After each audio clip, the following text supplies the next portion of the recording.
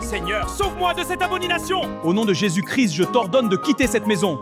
Pasteur, c'est toi qui veux me chasser? Toi-même, tu n'as plus de vie de prière. Ton autel est éteint.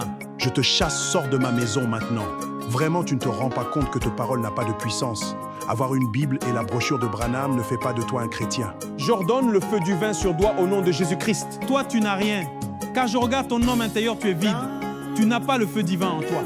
Tu ne peux pas m'arrêter avec ta foi.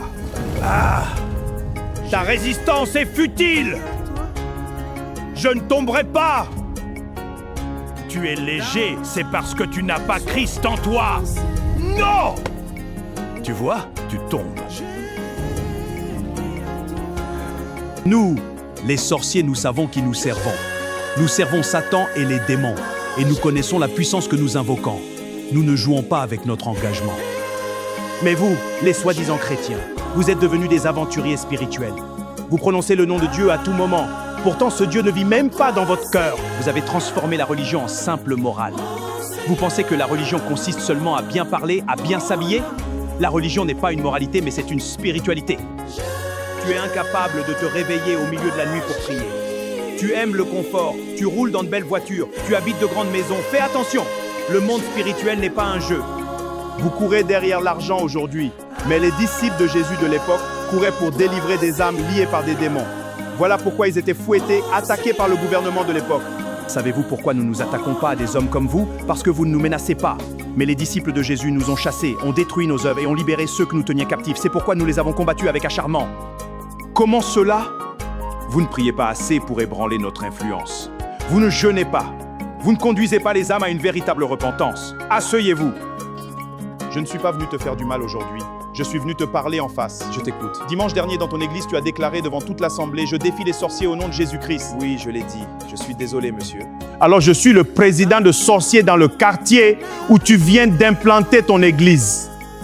Beaucoup d'entre vous sont pressés de commencer des églises, de devenir pasteurs et de diriger des assemblées. Mais vous n'êtes pas préparés spirituellement.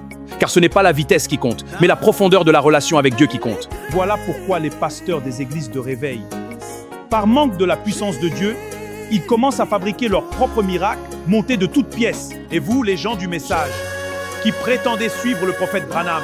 Le prophète Branham était un homme de prière. C'était un homme de consécration. Il passait du temps dans la présence de Dieu. Mais regardez-vous aujourd'hui. Vous êtes plongés dans des débats interminables, des débats doctrinaux sans fin.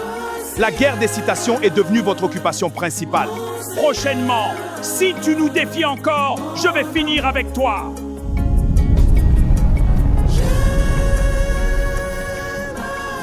Ce film s'inspire d'Actes 19, 13, 16, où les fils de Séva essayèrent de chasser les démons en invoquant le nom de Jésus que Paul prêchait.